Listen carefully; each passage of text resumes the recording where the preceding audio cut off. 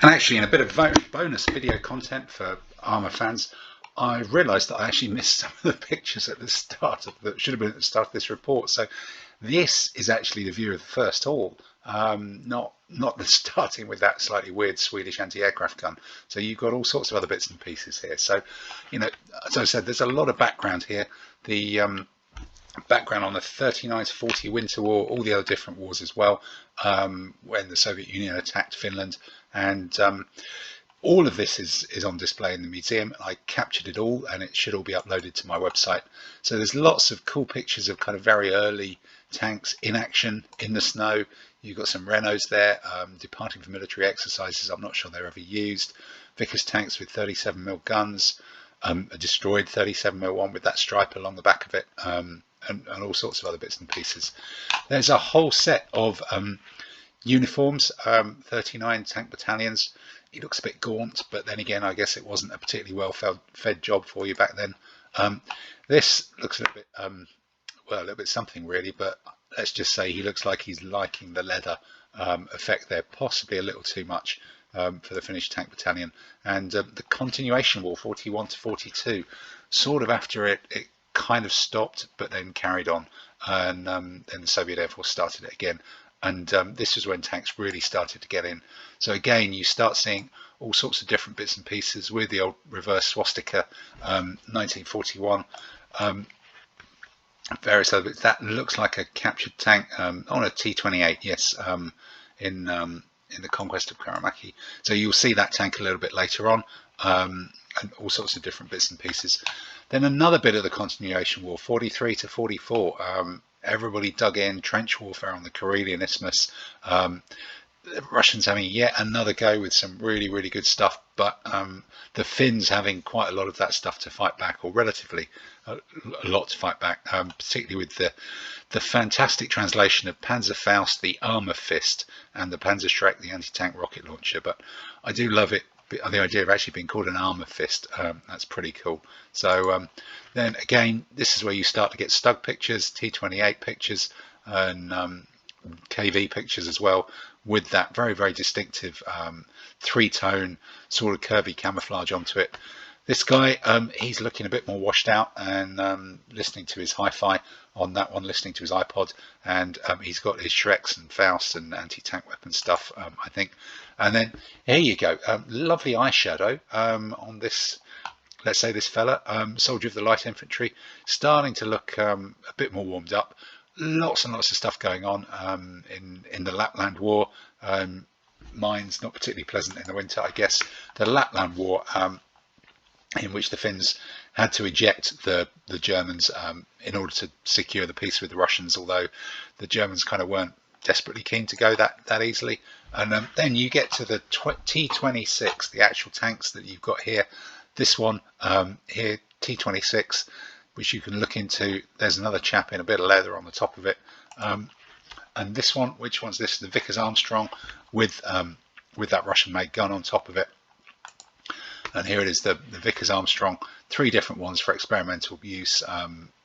Renault French guns installed it, then 37mm cannons. And it was actually in service and came into the Armour Museum in '61. There you go, back to the 26 again.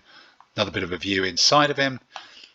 Another view from the side, opening out the back, which is kind of funky, I guess.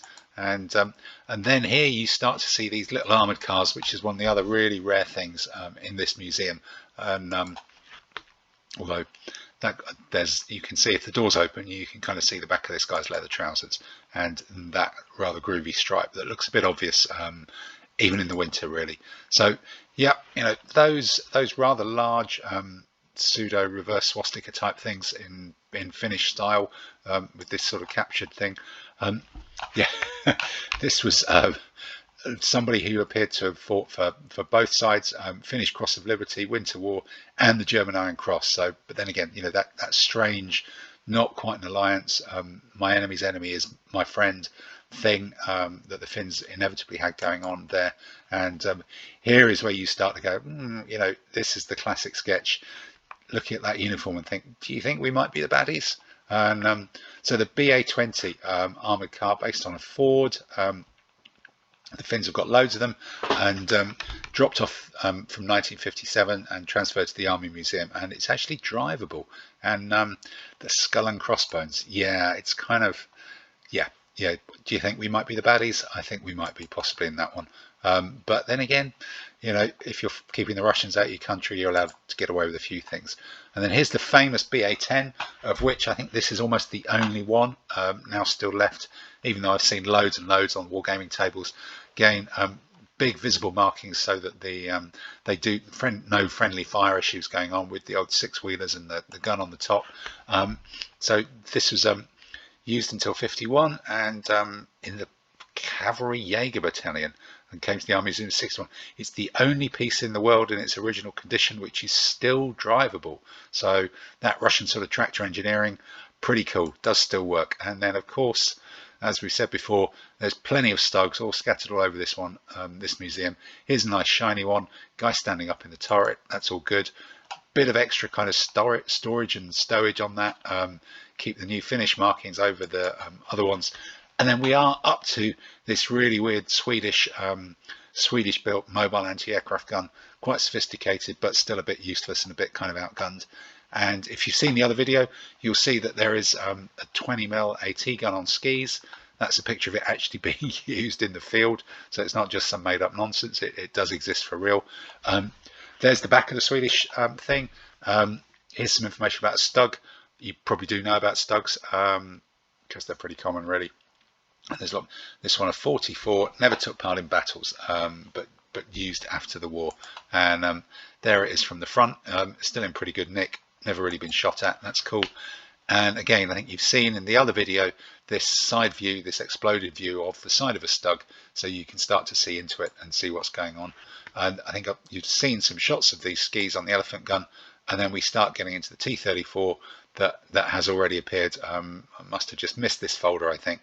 A tank you can't climb onto, but hopefully this extra little video has covered that sort of BT-10 mystery that that was missing from the previous one. Apologies about that, but let's just go back, ping, ping, ping. Let's see if we can have another quick look at that very, very rare BT-10, and there it is, looking rusty, but originally still in drivable order.